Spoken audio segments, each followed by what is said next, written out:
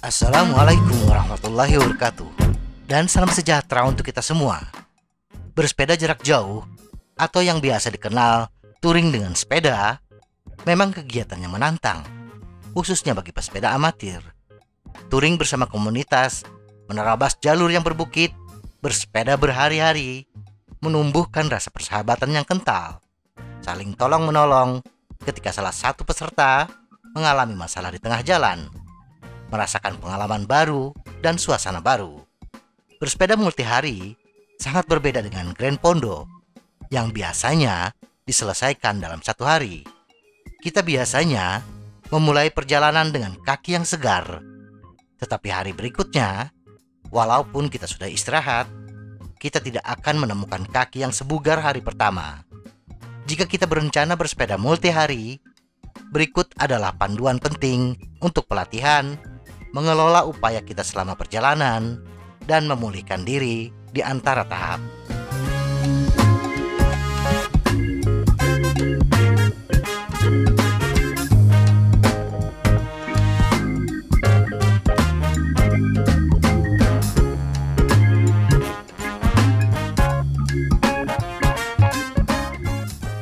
Pelatihan blok.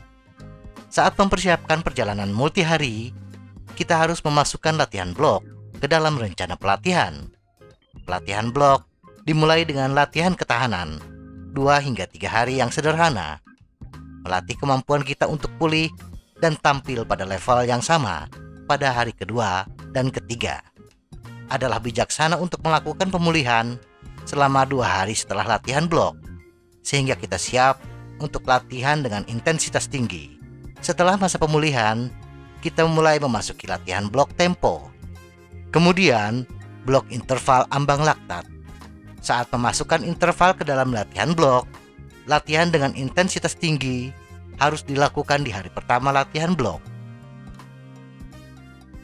Strategi nutrisi. Kunci sukses berikutnya ketika bersepeda multi hari adalah strategi asupan nutrisi.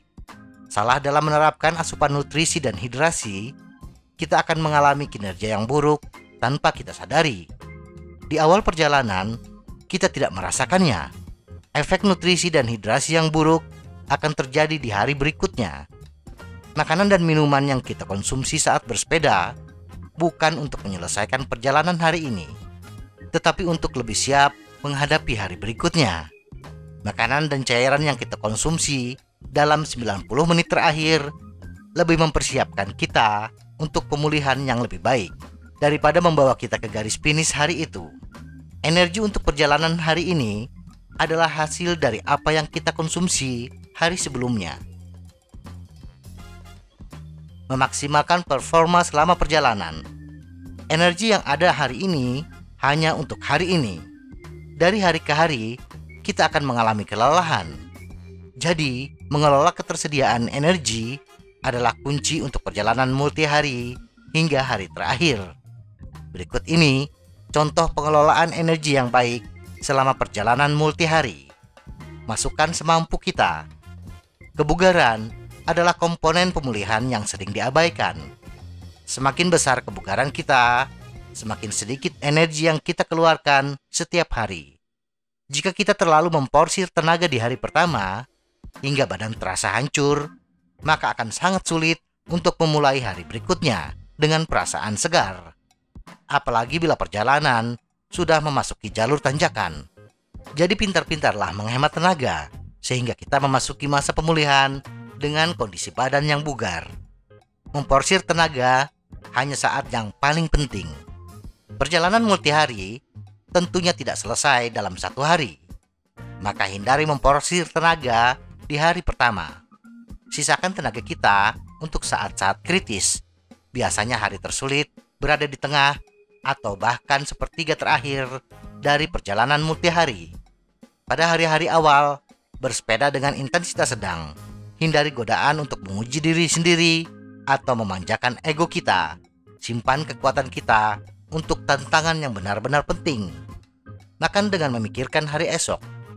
Jangan berpikir makan hari ini untuk perjalanan hari ini. Energi untuk hari ini adalah hasil apa yang kita makan dan minum pada malam sebelumnya. Jadi setelah perjalanan hari ini, siapkan asupan nutrisi dan hidrasi untuk hari esok. Jangan berhenti minum. Dalam 60 hingga 90 menit terakhir menjelang finish untuk hari ini, biasanya pesepeda berhenti minum dengan asumsi bahwa kita akan berhenti dan tidak membutuhkan lagi cairan tubuh. Jangan membuat kesalahan ini, karena butuh waktu lebih lama untuk pulih dari krisis hidrasi dibandingkan pulih dari defisit kalori. Urusan belum selesai di garis finish. Lepaskan semua perlengkapan bersepeda kita, bersihkan diri, masuk ke tempat teduh dan dinginkan diri. Ambil beberapa cairan dan dapatkan makanan. Jangan berdiri di bawah sinar matahari. Semakin lama kita tetap kepanasan, lapar, haus, kotor, dan berdiri, semakin kita menghambat pemulihan kita. Pemulihan selama perjalanan bersepeda multihari. Selama perjalanan multihari, kita biasanya bersepeda antara 5 hingga 8 jam per hari. Kita memiliki lebih sedikit waktu untuk pulih di antara hari. Strategi off-bike yang baik sangat penting, karena kita menghabiskan lebih banyak waktu di luar sepeda. Berikut adalah beberapa hal yang perlu diingat. Dinginkan secara proaktif. Suhu inti biasanya masih tinggi, walaupun kita sudah lama selesai bersepeda. Dan ini menghambat pemulihan. Terlalu panas juga membuat lebih sulit untuk tidur. Dinginkan diri kita secara proaktif dengan handuk dingin, mandi air dingin, minuman dingin. Hindari air es dengan suhu yang rendah seperti mengunyah es batu. Atau kita bisa berendam atau berenang bila ada sarananya. Mulai nutrisi atau hidrasi pemulihan segera. Dalam perjalanan multihari, masa pemulihan kita relatif pendek. Maka kita harus berupaya mempercepat terjadinya pemulihan. Minum minuman pemulihan di antara hari perjalanan adalah ide yang baik selama perjalanan multihari, karena simpanan glikogen kemungkinan habis setiap hari, dan kita akan kembali bersepeda dalam waktu kurang dari 24 jam. Apakah kita memiliki minuman pemulihan atau tidak? Konsumsilah makanan lengkap dalam waktu sekitar 60 hingga 90 menit setelah selesai bersepeda. Fokus pada karbohidrat, tetapi jangan berlebihan. Seimbangkan dengan asupan protein dan lemak. Ingatlah untuk mengkonsumsi protein sekitar 40 gram setiap kali sepanjang hari dan malam. Fokus pada asupan cairan sepanjang siang dan malam. Dalam perjalanan multihari, kita kesulitan mengganti semua cairan yang hilang, membuat kita setidaknya mengalami dehidrasi di akhir setiap perjalanan. Setelah turun dari sepeda, rehidrasi harus menjadi prioritas pertama kita, karena dapat memakan waktu berjam-jam bagi tubuh kita untuk menyerap cairan dan mengembalikan kadar otot, plasma darah, dan cairan intraseluler ke normal. Minuman ini harus mencakup air biasa dan minuman yang mengandung elektrolit. Konsumsi karbohidrat konsentrat. Ada kesalahan umum, yaitu mengurangi asupan karbohidrat dalam nutrisi harian kita. Biasanya demi menurunkan berat badan, lebih banyak mengkonsumsi buah dan sayuran, yang merupakan hal yang baik sebagai sumber karbohidrat utama. Seringkali kita mengurangi makan nasi. Selama bersepeda multihari, kebutuhan energi lebih tinggi dibandingkan hari-hari normal. Sumber karbohidrat terkonsentrasi sekarang diperlukan untuk mengisi kembali simpanan glikogen yang habis. Jadi, upayakan untuk mengisi bahan bakar secara berkala selama perjalanan. Hindari mengkonsumsi junk food di antara hari perjalanan. Lemak yang banyak di junk food akan mengganggu masa pemulihan kita. Fokus pada sumber makanan utuh karbohidrat, banyak buah dan sayuran, daging tanpa lemak. Tidur lebih banyak. Bersepeda multihari menginduksi tingkat kerusakan otot yang lebih tinggi, dan ini menambah panjang masa pemulihan. Dan pemulihan terbaik terjadi saat kita tidur. Tidur nyenyak sangat penting untuk pemulihan, karena pada saat inilah hormon pertumbuhan manusia dilepaskan, yang merangsang pertumbuhan dan perbaikan otot. Untuk pemulihan yang optimal, sebagian besar kita membutuhkan antara 7 hingga 10 jam tidur malam. Kita juga harus mendapatkan tidur yang berkualitas karena gangguan tidur nyenyak dapat menghambat pelepasan hormon pertumbuhan manusia dan selanjutnya menghambat pemulihan kita. Untuk membantu menghindari gangguan tidur kita, coba tidur di lingkungan yang lebih sejuk, antara 18 hingga 22 derajat Celcius. Batasi paparan cahaya sebelum tidur, hilangkan cahaya sebanyak mungkin saat tidur. Memanfaatkan kompresi dan pendinginan proaktif. Mengangkat kaki kita, kepala di bawah, menggunakan pakaian kompresi dan kompresi pneumatik dapat membantu mengurangi pembengkakan dari cairan ekstraseluler dan getah bening, karena selama perjalanan multi hari, tubuh cenderung mengalami lebih banyak pembengkakan di bagian kaki. Penelitian tentang kompresi untuk pemulihan tidak memberikan kesepakatan lengkap tentang apakah itu membantu atau tidak.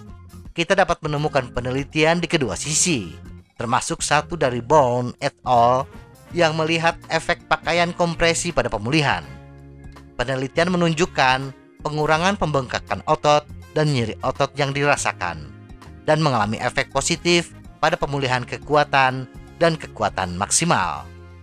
Satu hal yang pasti, bagaimanapun, sepatu boot kompresi pneumatik membuat kita duduk diam dan beristirahat yang baik untuk pemulihan. Perendaman air dingin dan mandi es.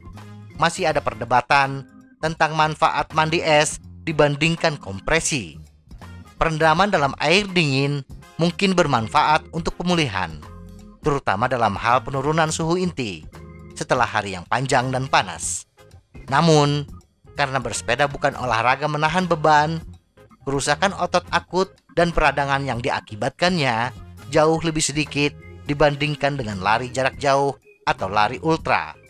Beberapa penelitian seputar mandi es telah menunjukkan bahwa itu dapat menghambat pemulihan dengan menumpulkan respon fisiologis terhadap latihan keras atau peradangan yang mungkin diperlukan untuk merangsang pemulihan dan adaptasi yang optimal. Berendam di bak mandi air dingin, bukan es, bersantai di kolam renang hotel yang sejuk, atau menyelesaikan mandi kita dengan bilasan dingin mungkin lebih berguna bagi pesepeda selama perjalanan multi hari dibandingkan mandi es penuh. Semoga informasi ini bermanfaat. Tetap sehat, salam goes.